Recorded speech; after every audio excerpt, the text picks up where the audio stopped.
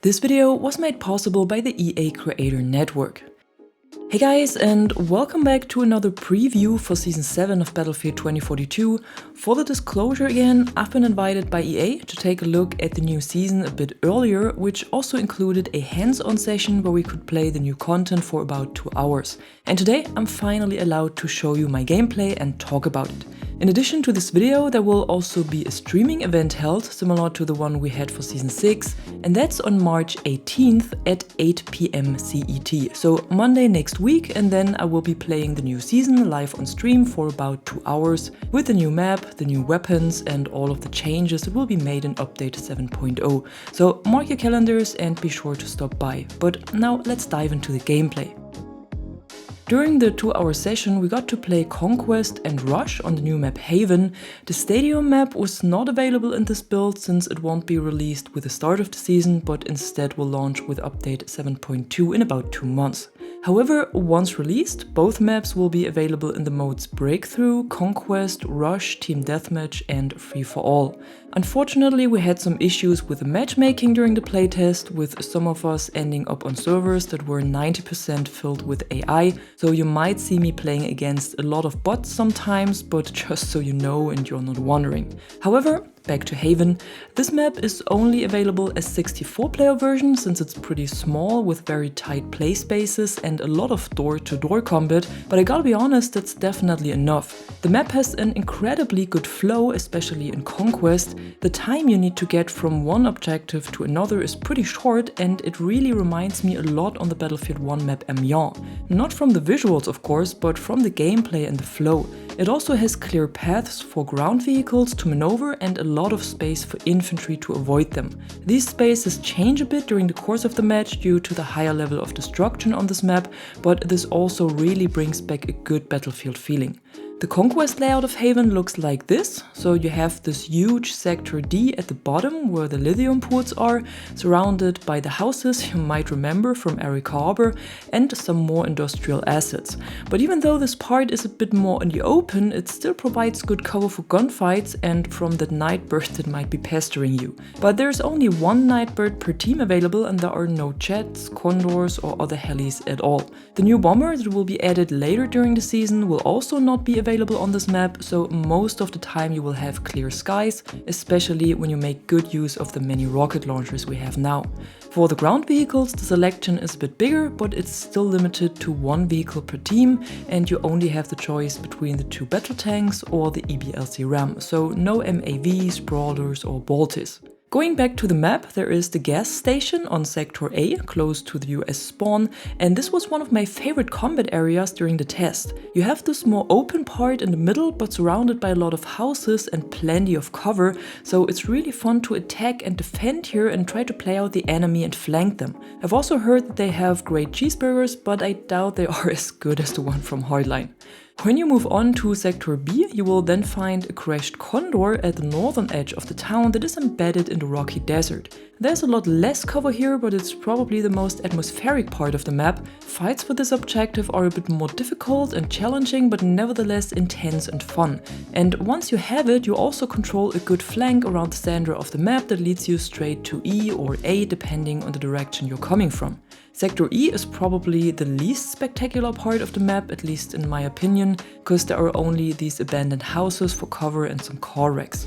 And the last sector is C, which is the town center, and this is probably the main combat area that guarantees a lot of intense gunfights, but also combined arms battles.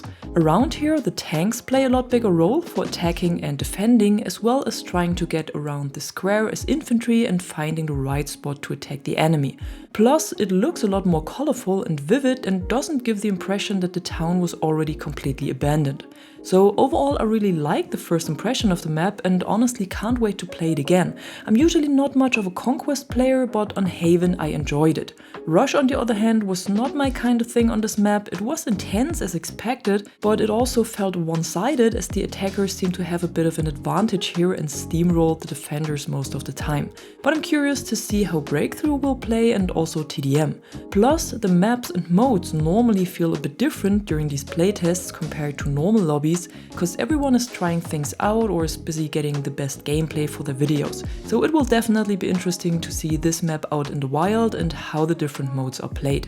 But so far, the first impression is good. The destruction adds the good old Battlefield feeling to it that is missing on a lot of the other 2042 maps, and even though it might have looked like a carbon copy of Erika Arbor in the trailer, I can say that it looks different when you are on the map and that it plays completely different as well. Of course, I also tested the new weapons and the new gadget during our playtime, at least the ones that were available. Because as weapons we only had access to the new assault rifle AK-5C and to the new SMG SCZ-3. The new LMG, DFR Strife, was not available in this build since it will not be released at the start of the season, but instead with update 7.2 in 2 months alongside the Stadium map and the new bomber. However, the AK-5C is a greatly versatile and punchy AR, just like its Battlefield 4 counterpart, strikes a good balance between firepower, fire rate, handling and accuracy, and is perfectly made for the ranges of the new map. I'm not sure it is really superior to other assault rifles like the GEW or RM68, but it definitely is on the same level. It also comes with a new optic, the Holo Point CS, that is a 1.25 red dot sight with a very clear and wide picture. Unfortunately, I haven't checked if it will also become available for other weapons or if it will be exclusive to the AK-5C. Same for the new heavy barrel. This one adds more projectile velocity and ADS accuracy to the weapon, but on the cost of fire rate and vertical recoil control. I played the AK-5C in the setup combined with the BCG light grip and the standard ammunition, and it was perfect for all mid-range encounters. But you can also set it up for close range with a higher rate of fire or go full stealth with a heavy suppressor and subsonic ammunition. Whatever playstyle you prefer, there are a lot of possibilities. Only the selection of weapon skins is not the best here. The SCZ-3 on the other hand might become our new meta gun, if that's what you want to call it, because it really excels in both close and mid-range combat. I played it with a compensator, laser sight and the standard issue drum magazine in close quarters, but the most fun was with the extended barrel and the high power drum mag on mid-range. It's still good at close range with the setup, but on mid-range it really stings and bites, and can easily compete with the faster firing ARs like the AM40. It has a bit more recoil to control, especially with a heavier setup, but it's nothing that couldn't be handled. Definitely one of my favorites already. It's also unlocked pretty early in the battle pass at tier 7 or 9 if I remember correctly, so we will see its impact on the battlefield soon after release. The legendary weapon skin I have equipped for it here is unfortunately not part of the battle pass, but will surely come to the store as part of a cosmetic bundle. As for the SRAW or new gadget, I hadn't really had the chance to test it on a vehicle since there were not so many vehicles available, and the ones who dared to take a tank or a heli faced a lot of SRAWs right away since everyone was eager to try it out. So I only tested it on the sky and a few buildings, but will have to give it a few more shots once the season was released. To operate it, you need to aim down sights to launch a rocket, you can't fire it from the hip, and then you need to keep aiming and lead the rocket with a crosshair. As soon as you go out of ADS, the rocket just flies straight off and you lose control of it.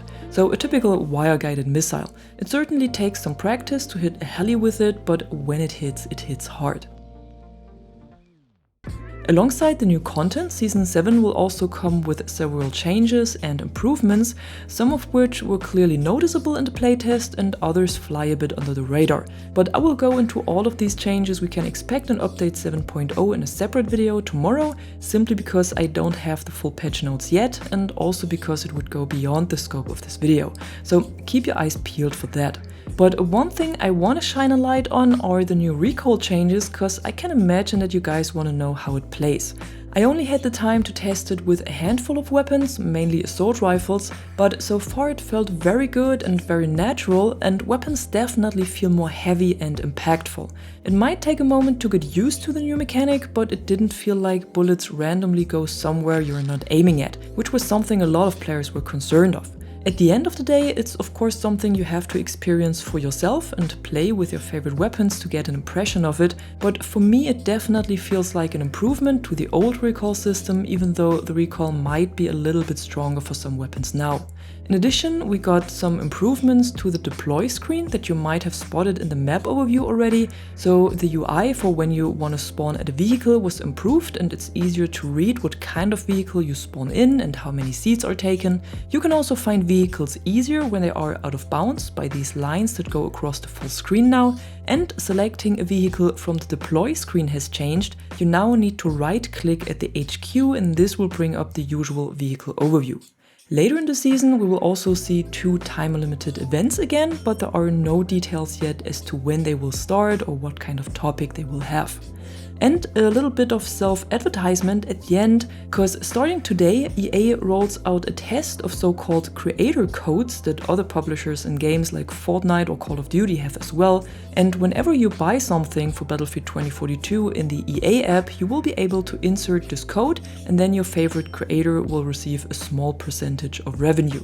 Right now, at least for my code, this is limited to Battlefield 2042 products that are purchased via the EA app, Origin or Battlefield.com for PC. So either the game itself or any DLCs like the Ultimate Pack or Battlefield coins. All the Battlefield titles are not included in the test yet, and also no other platforms like Steam or the 2 console stores. If you want to use my code, it's simply Catwoman, and all you need to do is to enter it into the promo code box at the checkout. You will not have to pay more for the product, of course, but I will receive a 5% share from EA. The test runs for 2 weeks for now and will end on March 31st, and I'm actually hoping that they will introduce this as a permanent system, because I think it's a good and easy way to support your favorite creator without any additional costs. But that's it for today, my first impressions of Season 7 and everything around it, and if you want to get a more raw impression of the content, you can now also find some no commentary gameplay on my second channel. If you enjoyed this video here, be sure to drop a like or a comment below and subscribe to the channel for more content like this. Until then, thanks for watching, and thanks to my members for the additional support. I'm the Catwoman, and you are awesome.